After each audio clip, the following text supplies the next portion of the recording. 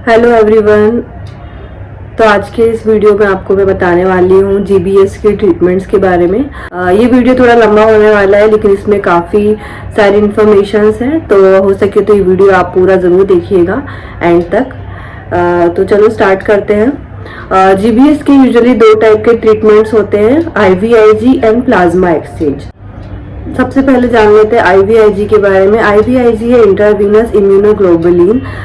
इसमें जो होता है, जो हमारा बॉडी का जो इम्यून सिस्टम है, हमारी नर्व्स को या सेल्स को अटैक करता है, या फिर हमको कोई इन्फ्लेमेटरी डिसीज हुई है या इम्यून डिफिशिएंसी हुई है, उस केस में आईवीआईजी दिया जाता है।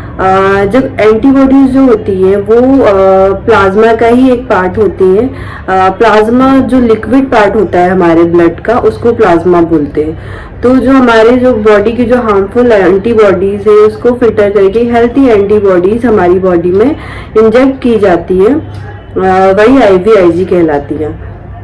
आईवीआईजी जो है, इसमें थाउजेंड्स ऑफ हेल्दी डोनर्स जो होते हैं, उन्होंने अपना प्लाज्मा डोनेट किया होता है, उसको फिर वो लोग प्यूरिफाई और कॉन्सेंट्रेट करके आईवीआईजी बनाया जाता है। आईवीआईजी जो होता है, ये हमको किसी भी तरह के इन्फेक्शन या इन्फ्लेमेशन से ये हमको बचाता है। तो इसमें जो हेल्थी बॉडीज है, उनका काम होता है हमको प्रोटेक्ट करना किसी भी तरह के इन्फेक्शन से या फिर इन्फ्लेमेशन से।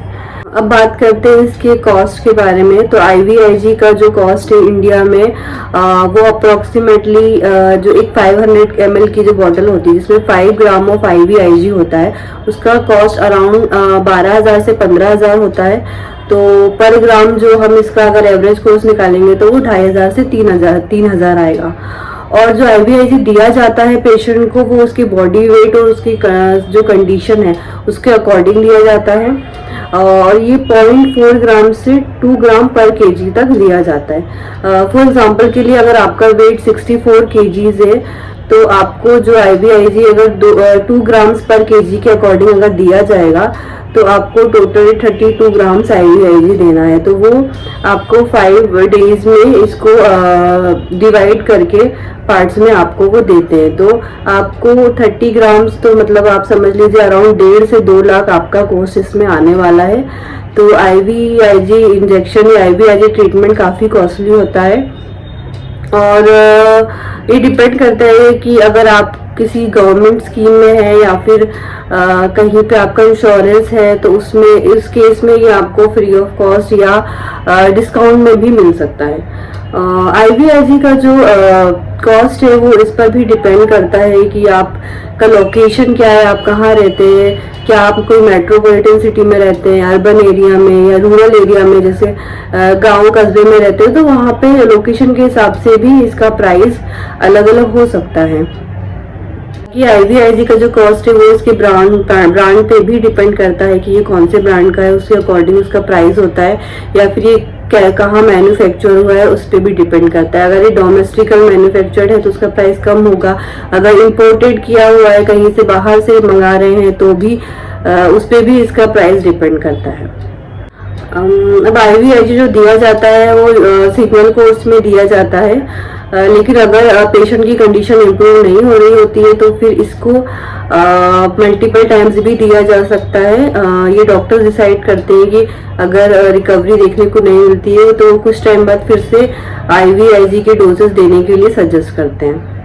इसका जो रिजल्ट आता है आईवीआईजी का, वो यूजुअली कुछ दिन में ही देखने को मिल जाता है, या फिर आपको कुछ हफ्ते भी लग सकते हैं इसका रिजल्ट देखने के लिए और इम्प्रूवमेंट आने के लिए।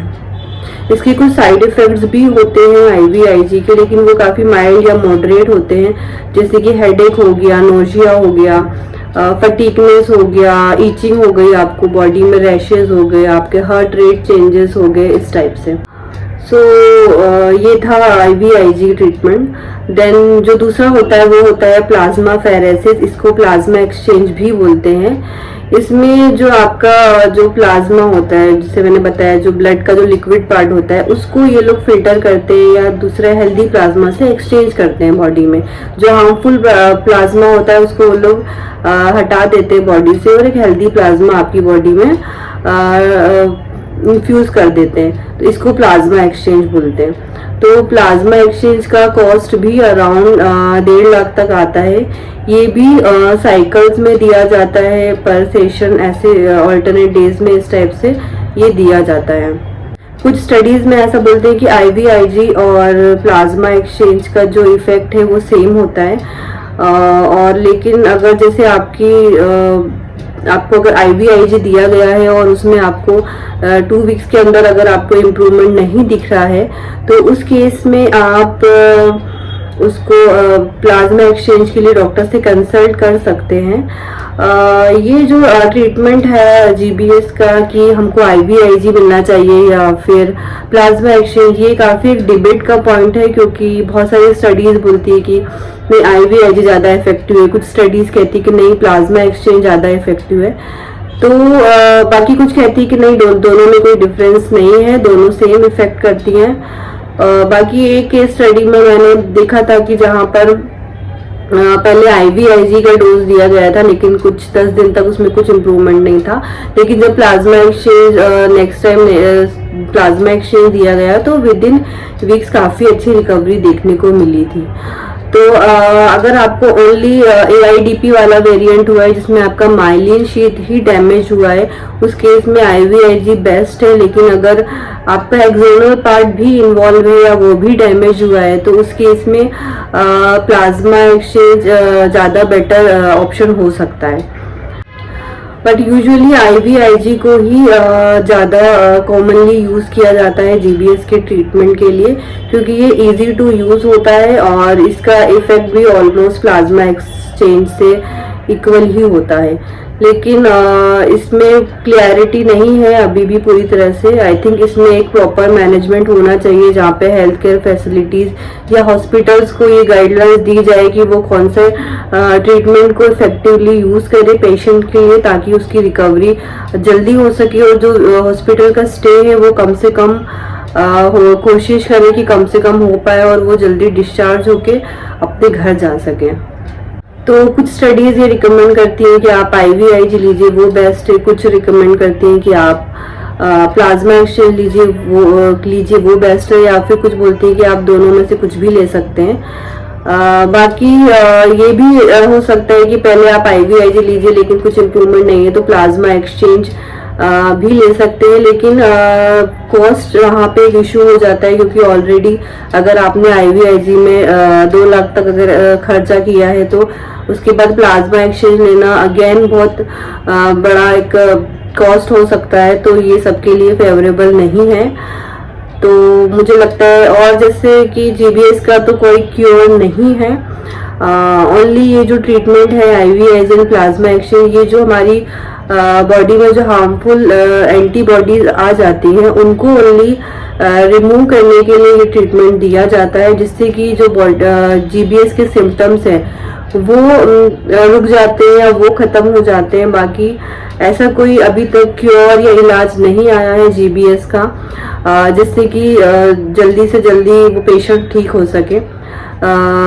तो आई होप इन फ्यूचर ऐसा कुछ आ जाए क्योर GBS का। साइंटिस्ट लोग अगर कुछ इसमें स्टडी करके या कुछ ऐसा रिसर्च करके एक्सपेरिमेंट करके कुछ क्योर ले आए तो ये बहुत अच्छी बात है, क्योंकि ये डिसीज़ काफ़ी डेंजरस डिसीज़ है और ये सब आगे जाकर बहुत बड़ा खतरा बन सकती है अगर ये ज़्यादा से ज़्यादा नंबर ऑफ केसेस अगर इसके आने लगे तो।